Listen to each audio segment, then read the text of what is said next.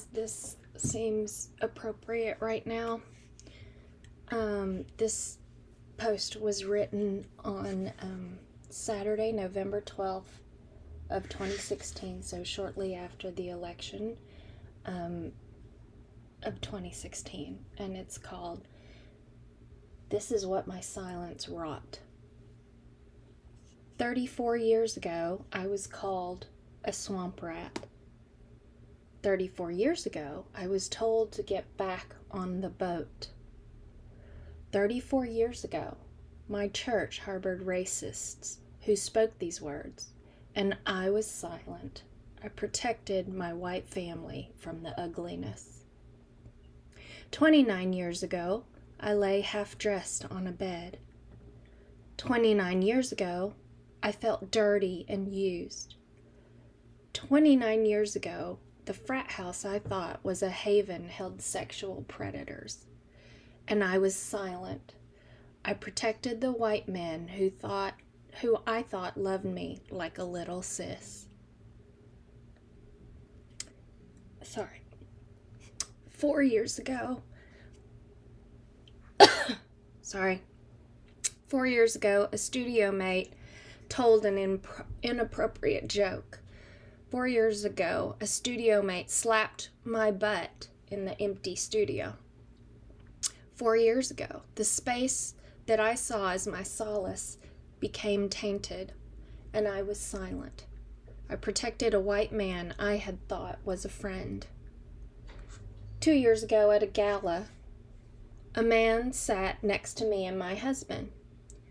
2 years ago, this white man reached over and touched my cheek with his palm.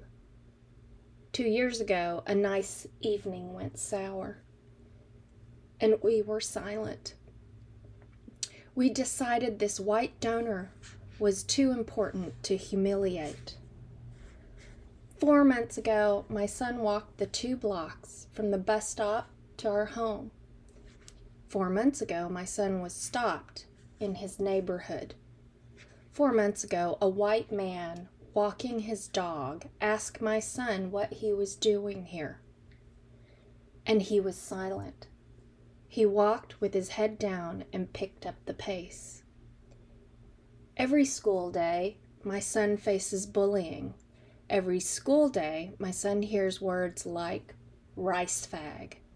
Every school day, my son dreads facing these white oppressors alone, and he is silent.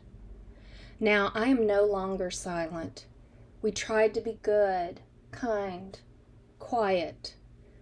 That fucking model minority. So now I see Koreans and other Asian Americans being targeted. I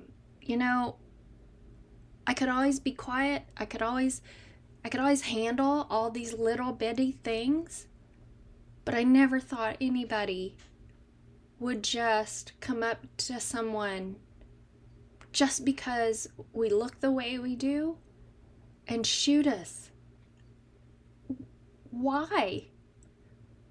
So now I appreciate all my friends. They've been texting me, and I'm very, very thankful for that. But all I wish for is to be back in Seoul, where I have anonymity, where I can walk outside and I can walk in a grocery store or a park and not worry about being targeted. I love you so.